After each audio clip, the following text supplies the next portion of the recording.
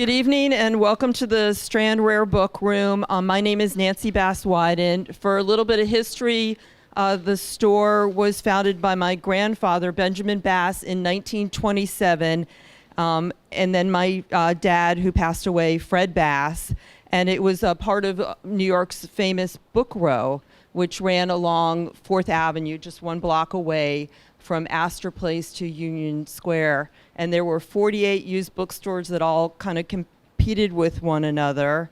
And all those stores have shuttered except for the Strand. So I want to thank you all, you voracious readers, because we're still family owned and still thriving.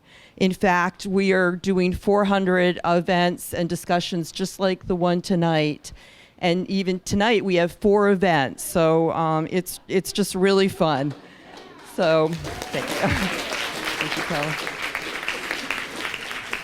And thank you, C-SPAN, for filming this. Happiness is the best medicine, yet Americans will spend $3.5 trillion on medicine and health care this year, a sum that's large enough to send every family of 4 a check for $40,000 for their care. And we all know that happiness is not a big ticket item. Our guest tonight, Dr. Kelli Harding, will discuss this. She is an assistant professor of psychiatry at Columbia University Medical Center and a diplomat to the American Board of Psychiatry and Neurology. Dr. Harding's works at the emergency room at the New York Presbyterian Hospital. And as a daughter of a 91-year-old, I've spent a lot of time there, so I have a lot of admiration. She has appeared on Today, Good Morning America, NPR, New York Times, Medscape, and the U.S. News and World Report. Dr. Harding is here as the author of The Rabbit Effect. Yay.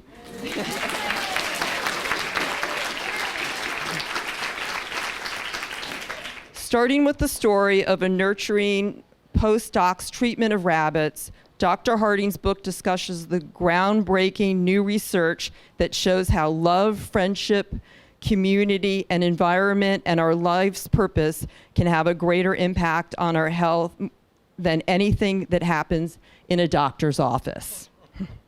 Joining Dr. Harding in conversation is Dr. Lloyd Sederer.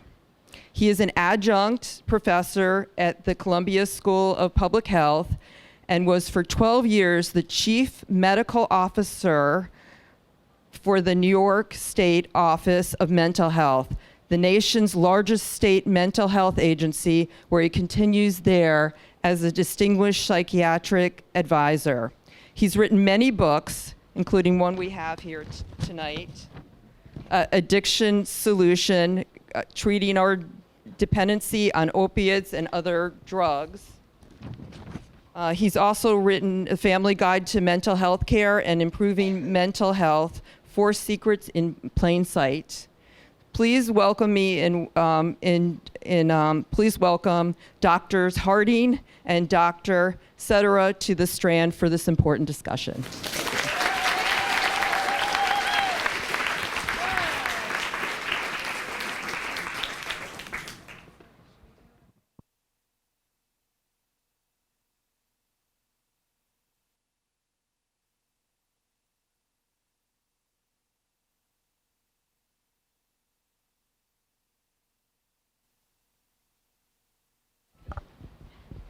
So first of all, Nancy, thank you so much for having us in that beautiful introduction. It is such an honor to be at this famed bookstore. I mean, really, I didn't grow up in New York, and the Strand has this mystique to it that to actually be sitting here and to be sitting among these books is just really one of the highlights of my life. So thank you so much.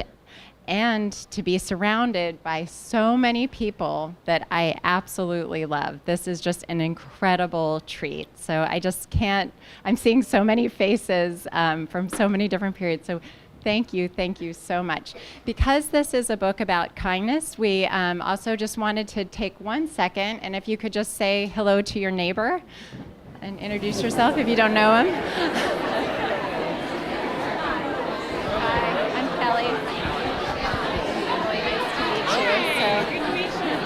Great to meet you.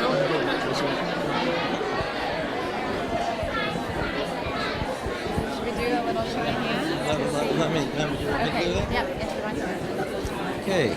Good evening. We wanted to get to know you as our guests a little bit more. So how many of you are scientists? Okay. How many of you are from the mental health field? Okay, good representation. How many of you are writers? Good. Journalists. Journalists are a special form of writers. How many, let me ask this, how many of you are here tonight because you're a relative of Dr. Harding?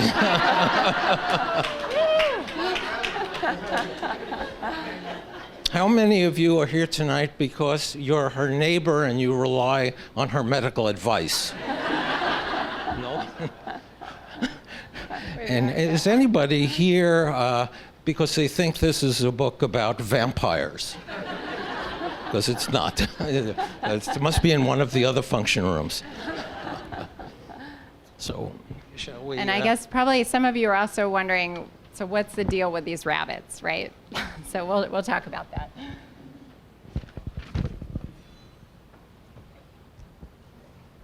So, and let's learn a little bit more about you, Kelli.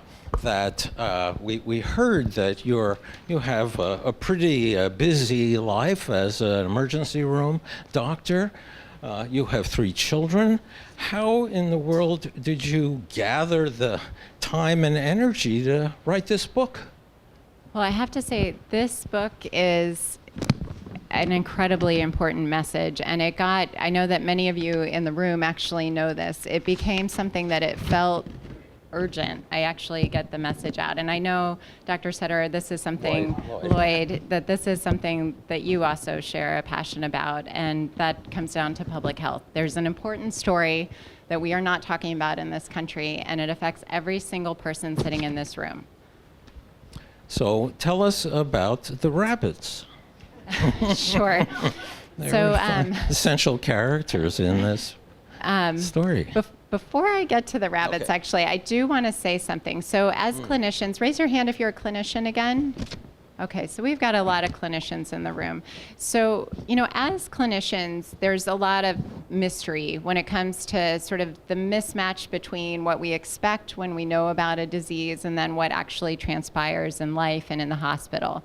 And it's the patients who have serious diagnoses that on paper they sound really not doing well, but then you meet them and in fact they're actually functioning and living their lives fully. It's also the flip side of that, patients who maybe when you look at all their labs and their imaging and everything else looks okay, but then they're not functioning in life. And so this mystery propelled me through many, many years of education. Starting in internal medicine, psychiatry, I thought it had something to do with the mind-body connection. Then I ended up in a research fellowship looking at medically unexplained symptoms at Columbia, and I still didn't really feel I had a full until I heard about the rabbits. So in effect, this book was part of your discovery of what you had been searching for. Exactly. Tell us about it. So the rabbits. One of my mentors, a lovely fellow named Dr. Arthur Barsky, who's at Harvard, told me one day, I think you might want to hear about these rabbit studies. And he said, I heard something about them, how the social world impacts health, but he didn't quite know the details. So I searched and I finally tracked down these rabbit studies that were done in the late 1970s, early 80s. And here's what's really cool is the studies were actually done with the intention of looking at heart health in rabbits. At the time it wasn't known if a high-fat diet really made a difference to heart health. So these sort of genetically identical rabbits, they were all fed a high-fat diet, and then they looked at the results, and something was wrong. So one of the groups of rabbits had far better health outcomes than using different markers than the other groups of rabbits. And Dr. Niram, being a terrific scientist, figured there was something wrong with the protocol, so he looked at it again, and then everything checked out, so they looked up. and they looked at who was caring for the rabbits, and they noticed that one of the postdocs was a very caring woman who was actually picking up the rabbits. She wasn't just giving them kibble, she was petting them, she was loving them, she was talking to them. And they realized, could it be that the social environment is actually changing their physiology like this? So to their credit, because at the time it was a radical idea, they went ahead and replicated the study, this time with really tightly controlled conditions, and they got the exact same results. And they published it in the very prestigious journal Science. And I just want to take a step back because, a lot of the studies are somewhat serendipitous. And I think this was an example of one of that, because this was really a groundbreaking study. It was showing that the social world was having an impact. But the thing is, it was just the beginning of a much bigger story. And this is the nature of really good science, is when something doesn't make sense, you don't dismiss it, you pursue it. And that's what they did in their lab. And so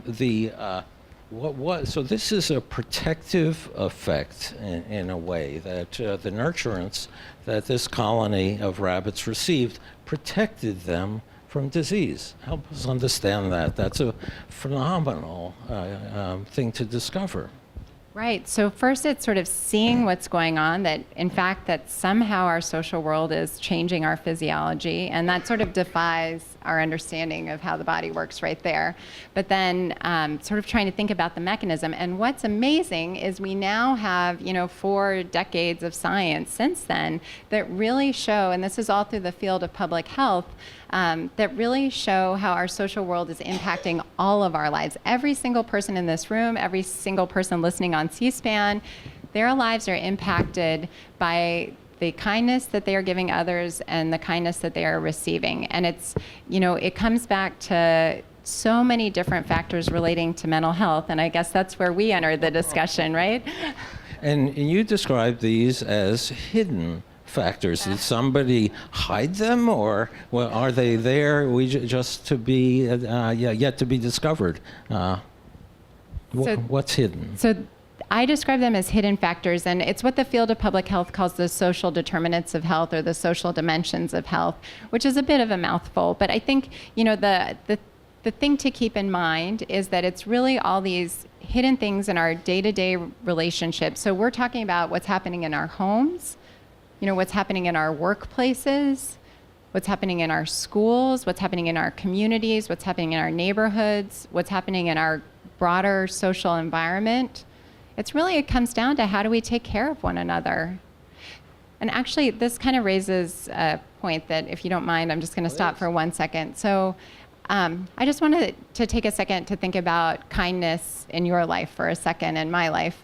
So let's just take a second and think about somebody who's shown you kindness recently, just for a couple seconds.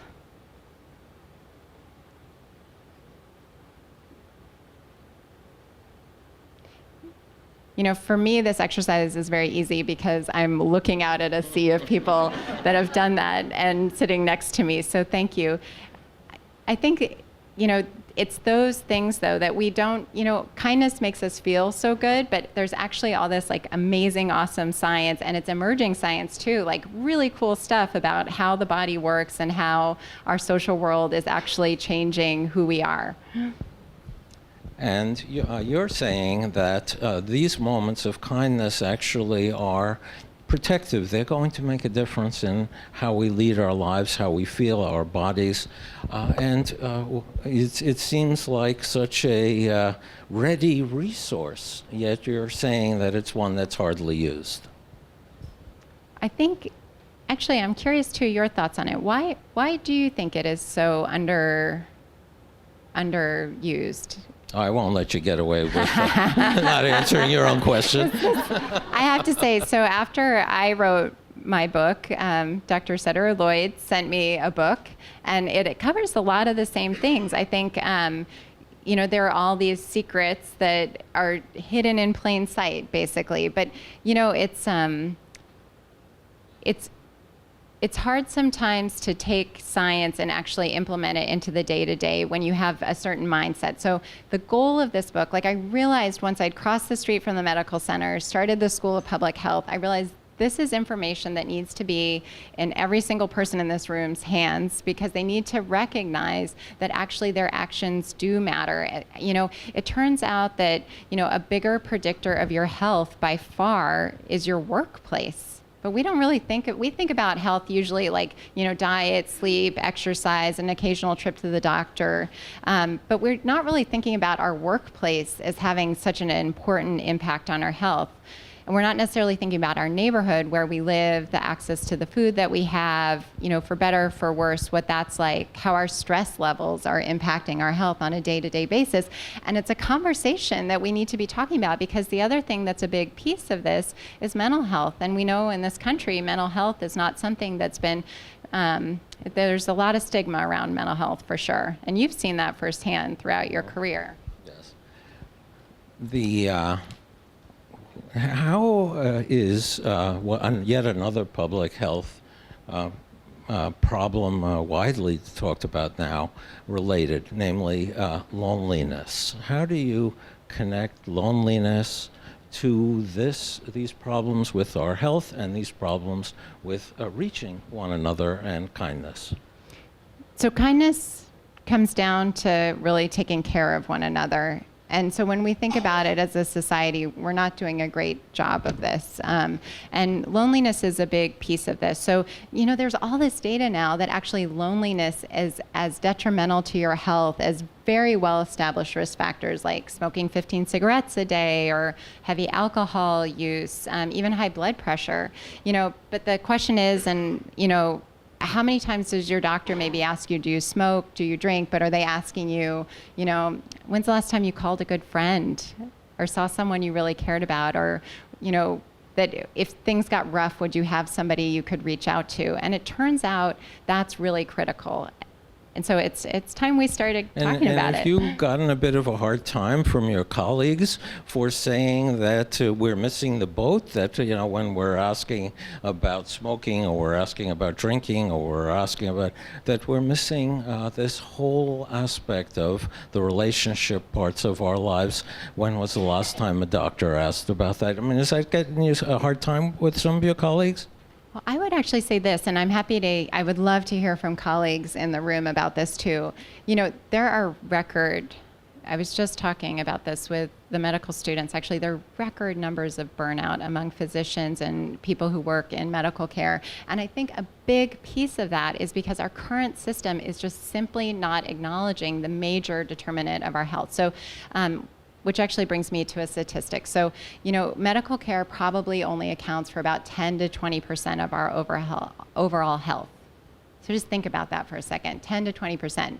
But yet when we comes to how we spend on healthcare in this country and how we think about healthcare, we're spending 95% of our dollars on medical care and administrative costs. Now, that being said, it's important. I mean, access to medical care is absolutely critical, but at the same time, we have to start looking at a bigger picture of health, and that includes what's happening in our communities and thinking about our school systems and thinking about all these other things that typically we've somewhat minimized in sort of the glare of the razzle-dazzle of biomedicine, which, I mean, I love it too. I'm a total science nerd, but...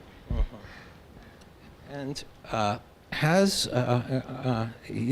it hard to be kind?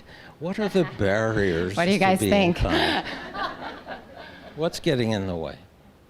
Yeah, so, well, I would say this has been my experience writing this book, and as many of you have seen, you know, it's kindness is a practice, and it's something you have to absolutely do every day, and because we're human beings, we fail at it all the time, and I think what's exciting, though, is just recognizing that it's something that we can continually strive for. And I'm not talking about, like, grand measures of kindness, you know, where you're donating buildings to various places or things like that. I'm talking about, like, looking the person who gives you a cup of coffee in the morning in the eye and saying good morning.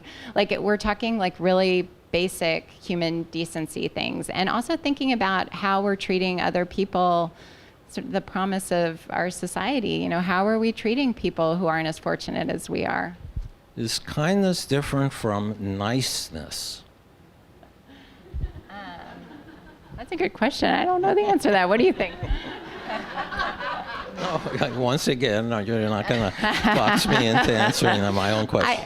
I think it's closely enough related that we could probably put it together. So kindness I'm using somewhat loosely because, I think the thing is when we sort of in the public health world or in the medical world too, when we talk about it's really happening more in the public health world, I would say, when we talk about all these social factors,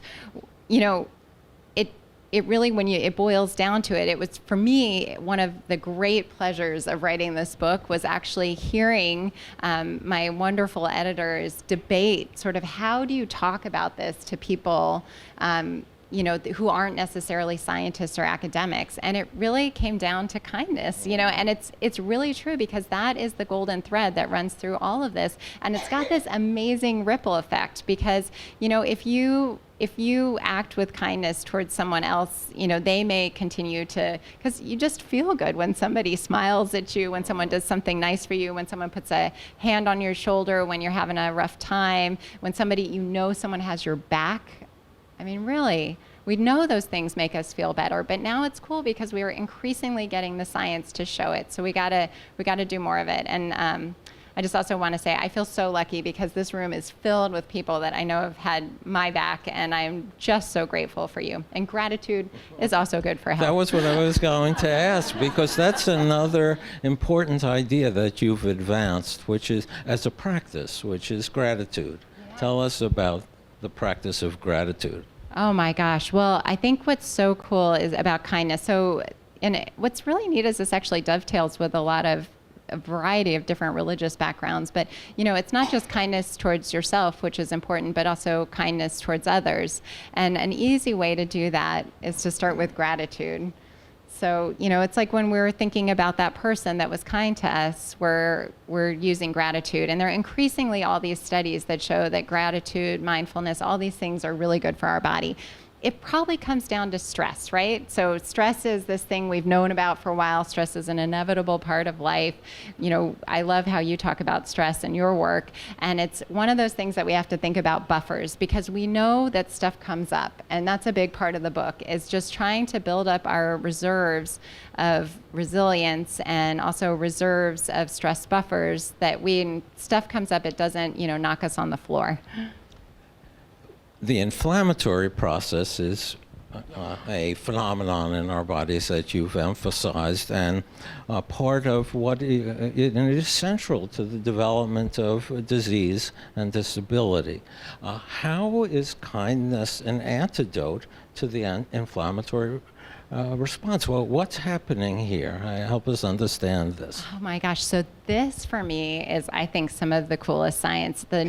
It's the neuroimmune system, basically, like not understanding how that was working prior. And it sort of explains the patients I was seeing during my research fellowship, patients who are just like, they're not feeling well, but we can't quite find something wrong on our sort of traditional tests. And that's probably because our tests aren't sort of measuring some of the right things necessarily.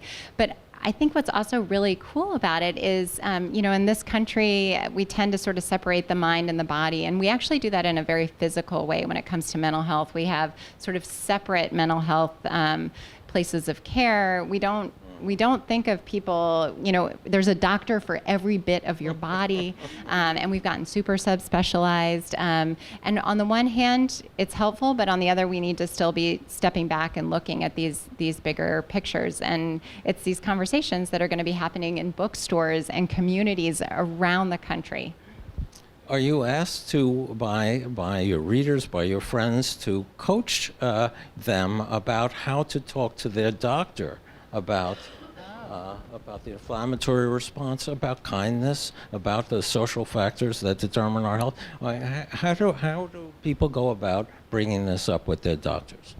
Well, it's been really fascinating. I'd be curious to hear your experiences too. But, a lot of people are telling me, I have this one doctor that is phenomenal, and they are asking these kinds of questions. You know, part of it is our system, the way that currently people in healthcare are paid. It's not really, you know, to ask somebody about, you know, their social life in a 10-minute, very focused visit. And 10 minutes is kind of, if you're lucky, feels like opening the lid of Pandora's box. Like, what's in there? So, you know, so there are, one of the key ways I've been talking about, and I talk about this in the book.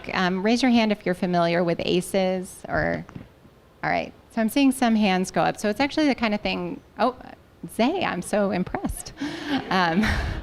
Zay is 7, but he's been taking the lessons to heart. So one of the things is actually thinking about experiences that happen. It's sort of like it's something present in our environment all the time, kind of like smoking used to be, right? Back in, you know, like the 1940s, kind of people didn't really think smoking caused lung cancer. It took many, many years before they figured out, oh, you know, this is actually causing all kinds of diseases across the board. So it turns out trauma is actually one of those things, and it's something we're not really talking about, and many doctors don't know about it. But there's sort of an easy test that you can even take online. It's called ACEs Too High, where you can sort of see about a history of trauma. The crazy thing is every other person you pass on the street has some history of trauma in their past. And, you know, there's a lot of shame and stigma around it, so people don't talk about it necessarily. But it actually comes back to that question, like, what do you do when you encounter somebody who's unkind, right? Because we know that hurt people. And sometimes if somebody's being very unpleasant, it can be helpful to keep that in mind, that that's actually part of the story. Because I really, you know, people think, oh, like kindness is great until like suddenly there's like a stressful situation, or somebody's yelling at you, or somebody's cut you off in traffic, or whatever it may be. But, you know, again, it's like, kindness is actually about conflict resolution. Like, how do we navigate our world and hear other people's differences in a way that, you know, that we're able to actually come to some problem solving. And you know, it's absolutely no secret that we're not doing a very good job of that right now, and we're putting people in sort of other camps. And you know, I think for our society, and frankly for our health, we need to be having more conversations where we're able to create a bridge. Trauma is a very big concept. What are some examples of the kind of experiences that children have that leave them with this residue of for perhaps for the rest of their lives of an inflamed neuroendocrine system? So I'm glad you mentioned that. So the data shows that, you know, instances that happen during childhood can have a lifetime consequence when it comes to health. This was first studied in obesity, and it was, at the time, yet again, another incidental finding that just seemed too curious to let go. And what's so interesting about it is, well, one, you know, so it's sort of things like, you know, the loss of a parent, witnessing abuse, you know, many of the things that we would sort of think about, you know, being very harshly talked to, things that we might necessarily think about as trauma are on that list. But what's really empowering is we actually have some ability using trauma-informed therapies that come in all different modalities. And I'm seeing some head shake.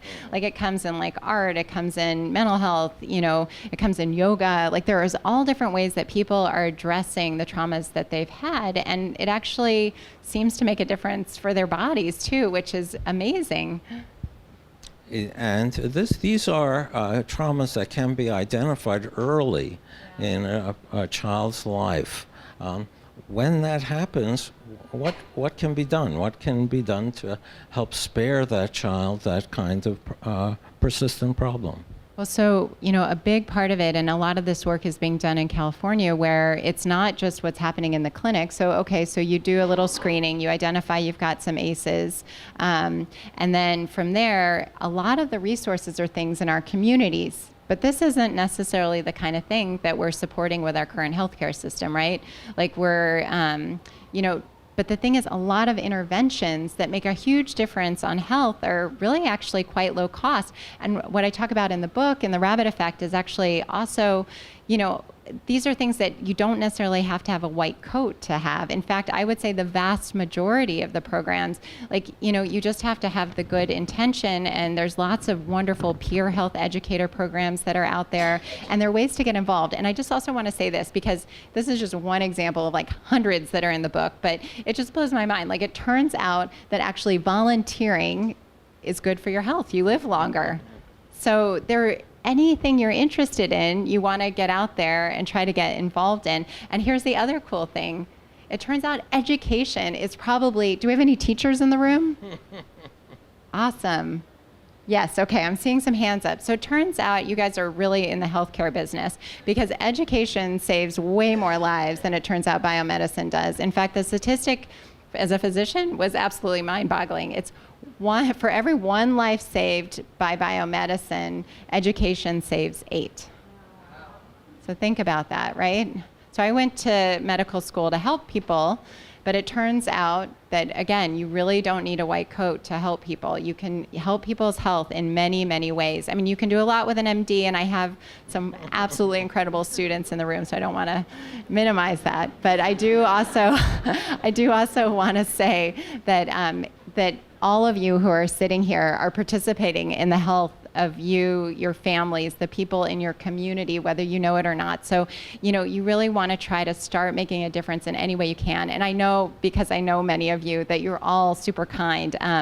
I would say one thing that has changed in my life with this book is now I'm really making a point of trying to reach out to people. When I see someone in need, I don't just necessarily walk by. I try to think of something creative that I could do that would be helpful, or even just little things in our day-to-day. That's one way that this book has changed you. Are there other ways that that the writing and now the speaking have changed you? Well, I would say actually the biggest change has happened in the last week. So this book just came out, and I was sharing earlier with Nancy and Lloyd that I didn't think anybody would show up at the meetings, because I actually, Don will remember, someone on our tour, as we were sort of shopping this idea around, somebody said, kindness doesn't sell.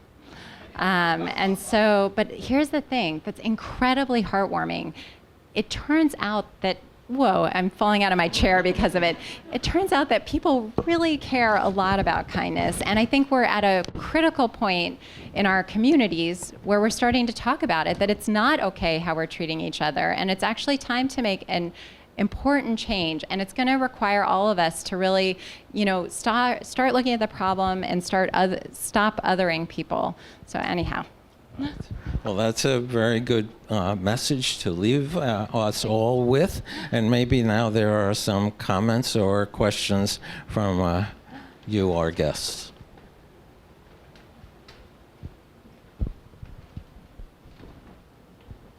Let's see. If you have a question, if you'd like to raise your hand, we can just run a mic to you. Hi there. Thank you so much for the talk and for convincing us to go get many copies of the book for everybody we know. Oh, wonderful. Thank you. I'm Ali Benazir, and I'm a happiness engineer. I do this for a living. That's awesome. And my question to you is there a dose-response relationship that you've noticed? Is there such a thing as ODing on kindness, whether receiving or giving? Right. Well, actually, I mean, that raises an important point, right? So we talk a lot in this country how people are in a lot of pain. And they've typically been looking for a pill or a visit to the doctor's office to solve it. But I think, a lot, like you just have to do a Google search, right? And look up what comes up when you say, why do I feel so? And it's like, why do I feel so tired? Why do I feel so alone? And think about that, because, the antidote to that's not necessarily going to come in a pill that we can overdose on. Thankfully, I can't remember a single case in the emergency room of somebody overdoing it on kindness. I have a question. So when you see somebody that maybe appears to be mentally ill on the streets, what should you do about that? I actually feel like this is better. So I can tell you what I do, but Please. So Dr. Sutter ran mental health for New York State for over a decade. So he's very well equipped to do this. So there are many different things. I mean, the first I would start with is, obviously your safety comes first, but you want to ask if the person, like ask them their name, say, are you okay? Do you want me to call somebody?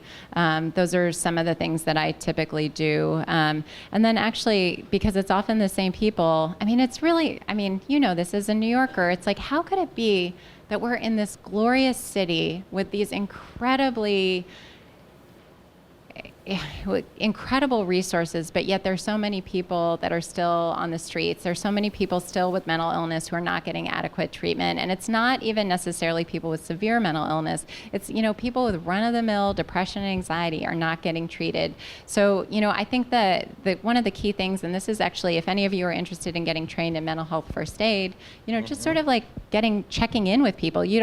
So you don't have to be a clinician. This is an example of a peer health program. They're doing an awesome job with it with the Born This Way Foundation, which is Lady Gaga's foundation and her lovely mom's foundation, sort of training people up to be able to address issues of mental health in a more systematic way. Because again, it's not just the guy on the street, it's the kid at school, it's the guy in the workplace that's having a hard time. It's all of those people that we need to really be creating a more inclusive community with. So many of us may be tongue-tied at that moment with somebody who's in distress. There was a campaign in Australia to script a very simple question for everybody in the country. And the campaign was called, "Are You Okay?"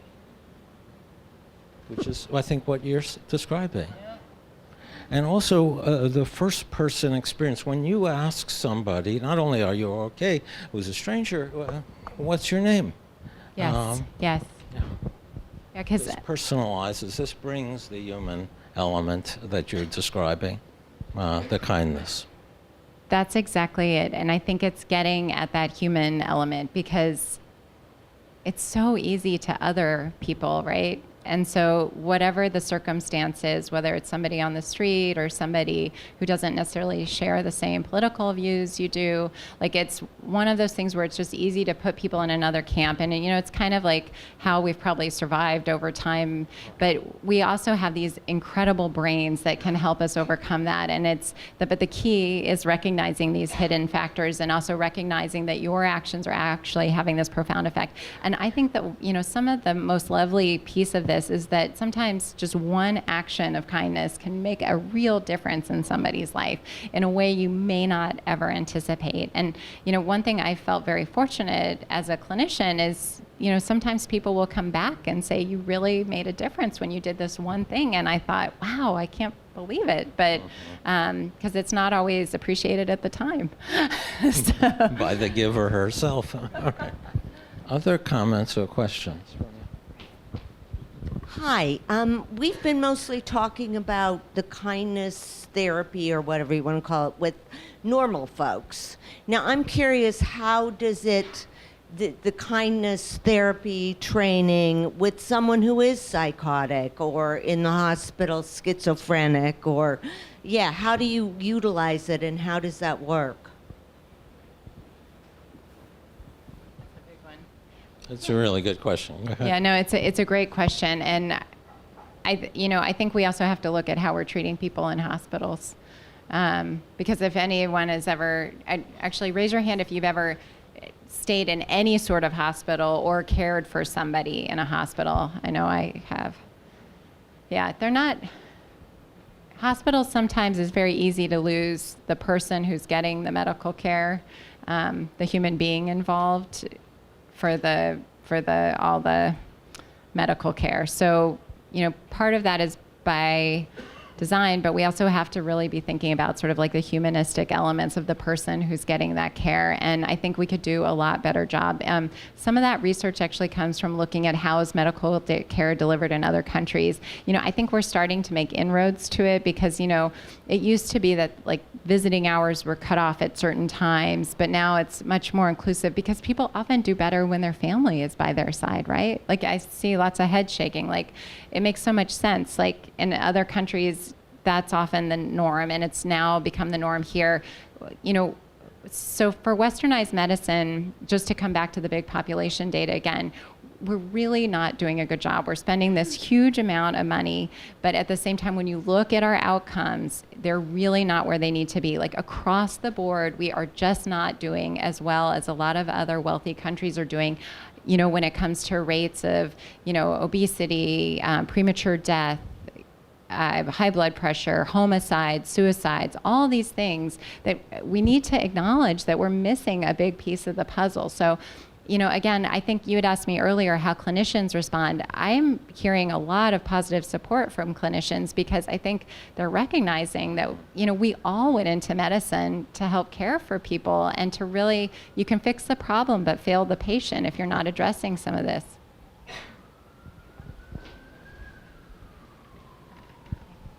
Hi. Faith, hello. Hi. I'm wondering about the connection between mindfulness and kindness as you're explaining. Because if you're talking about just taking the time to look someone in the eye and say thank you for the cup of coffee, I think particularly in New York, we're in this go, go, go mode. And I know a lot of people are talking about mindfulness, and I'm wondering about your thoughts on the connection between that and kindness.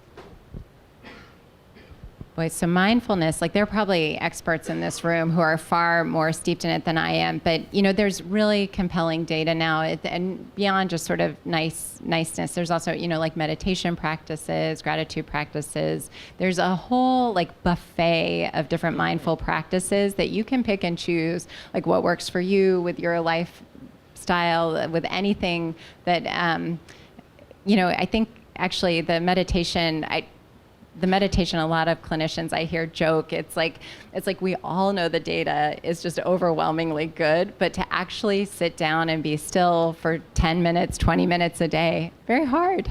It takes practice. It takes practice. So, but, I would say, one, there's the data showing it's very helpful for health, but then and it probably is because it's reducing the stress levels. Now it's this cascade of probably epigenetic changes.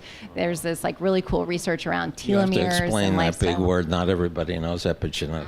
Sure. So, it used to be your genes were your destiny, but now there's this really cool science that's showing, in fact, our genes are much more malleable than we realized, and it's because of the way that they're sort of folding and responding to the environment. And there are these really cool studies where it's basically showing that you can make positive changes, even with somebody who's living with an illness, based on doing things like mindfulness practices and, lowering your risk of recurrent stroke or heart disease. And that's incredible. I mean, the data is, if that came as a pill, everyone would take it. The data is so robust, but it's because it requires a practice, and it's not necessarily an easy fix. But it's very inexpensive. Yes, right. There was It's somebody absolutely over there. Hi, thank you so much. I had a Hi. question. What's your name? Oh, Stephanie. Hey, Stephanie. There are so many, this is sort of to that point, but there are so many apps out there right now, whether it's Calm or Simple Habit or any of those. Is there one that you like in particular, or that any sort of type of way to look at that you think is good? So I would say just do what works for you, because if the key is just the practice element of it. So find one that works for you. I've tried a bunch of them, and in fact, actually, with my kids, we got the band across the head where it shows your brain waves, and I mean, there are some cool ones out there, and I've had lots of friends tell me different ones work. But you don't even necessarily need an app. You can just sort of practice even stillness for 5 minutes, and it makes a big difference. It's really amazing. But we are a go-go culture, right? Oh, sorry. Hi, good evening. Hi I'd again. just like to thank you for a lovely last evening in New York. Oh, how fabulous. thank How you. did you hear about the talk? I was just out walking today and I came in here, and this is something I'd probably pick up myself. But I was kind of stuck for what to do on my last night, so I thought I'd invest in a book.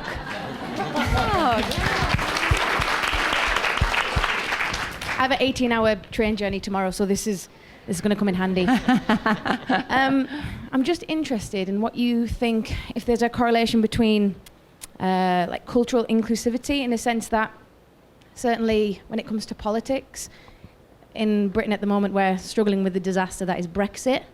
And that's certainly, I've seen in my society, a huge division between people, and we've become us and them, and a lot of people, when voting, didn't have the correct information. So there's a lot of fear from people, and it was a fear to fear each other.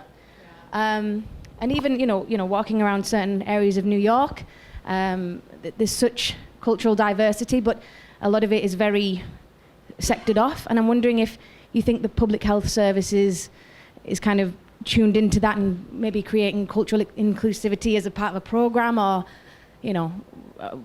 with regards to politics. I feel like politicians kind of separate us. And does the public health sector kind of address that?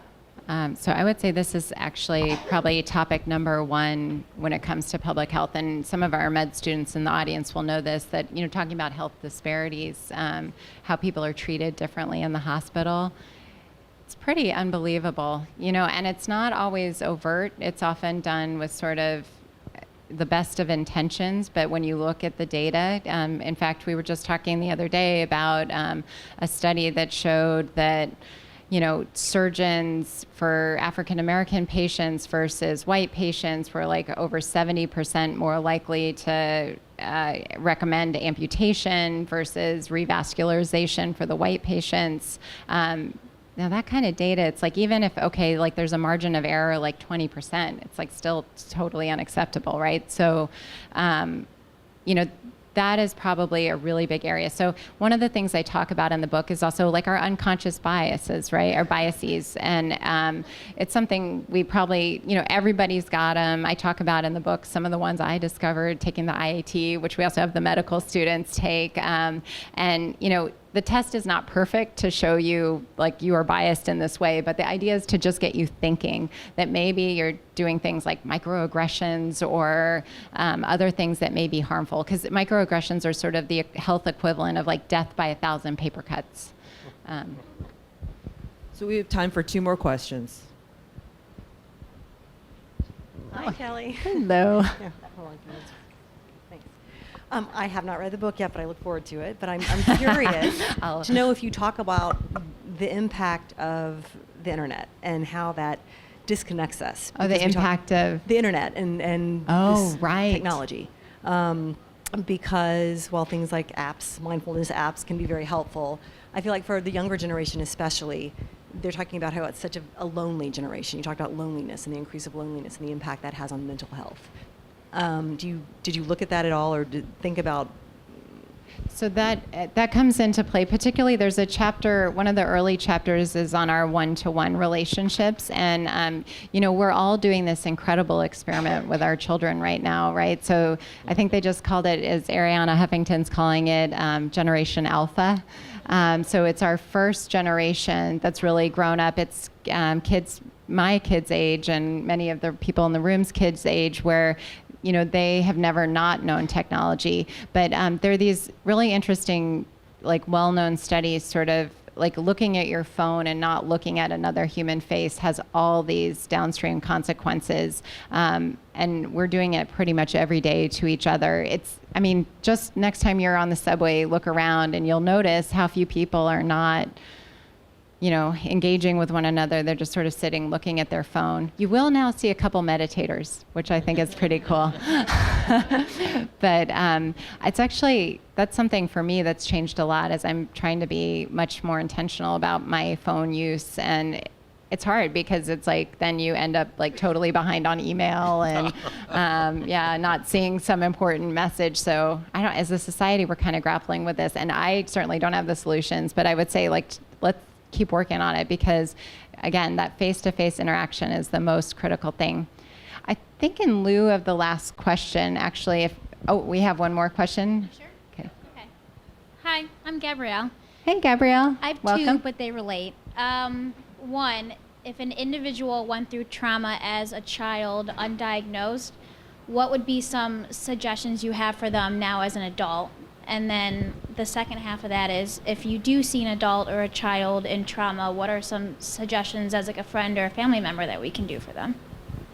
Oh, what a wonderful question. Yeah, so I would say probably the first step with the adult trauma is to actually dig into some of the resources, and that's actually a good thing to think about seeing a mental health professional. So luckily, if you live here in New York City, there are a lot, so that's a good thing, and then they can give you options that, or give anyone options that are tailored to their needs. The second piece of it is when it comes to childhood, actually the most innovative clinics are doing things that are involving, because it's not the doctor's responsibility to take care of all of this. We really need more interdisciplinary teams. This is something psychiatry's done for decades, actually. They're quite good at it, but getting even better. And I think that's the thing, we need to be investing in social work. I know we've got some expert social work people in the room. We need to be investing in more therapists. We need to be investing in more peer health educators and using things that are evidence-based to try to reduce that. There are some, actually, just in terms of trauma that doesn't necessarily involve a therapist, there are some like pretty amazing studies looking at just even the power of writing and how that can make a difference. You know, writing things for like 15 minutes a day for like 3 days in a row have actually significantly shown to reduce the stress around trauma. So, I mean, it's pretty amazing that these sort of interventions are out there, but the key thing, I guess, for us is just to start talking about them and then start looking for solutions together, because it's a big topic. It's a big book. We cover a lot. I actually, if it's okay, the last thing I'd like to do in closing is just to think also maybe what you might do tomorrow morning to offer a little kindness to somebody in a different way that you weren't necessarily expecting. And also if you could just turn to your neighbor and offer a little kindness, like thank them for coming or anything like that. Thank you so much for coming. Thank you.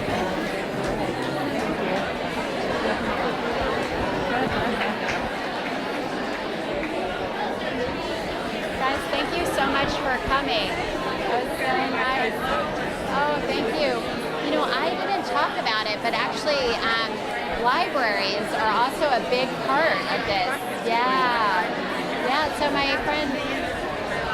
Oh, wonderful. Yeah, I was going to say also libraries are such a wonderful part of communities that it's like a lovely cross-section on so many levels, and also the ideas.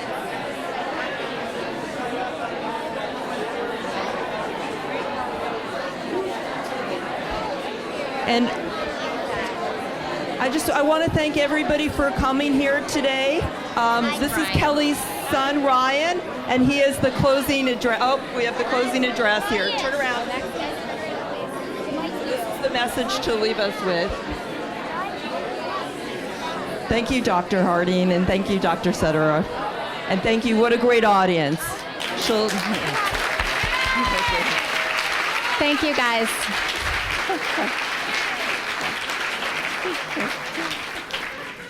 Thank you. So I am joined by my 3 boys who are throughout the book, so you'll know our family in a different way once you read it. Okay. But thank you again. I'm so honored you guys came out. I think we're going to do a little reading and or a little signing. So thank you.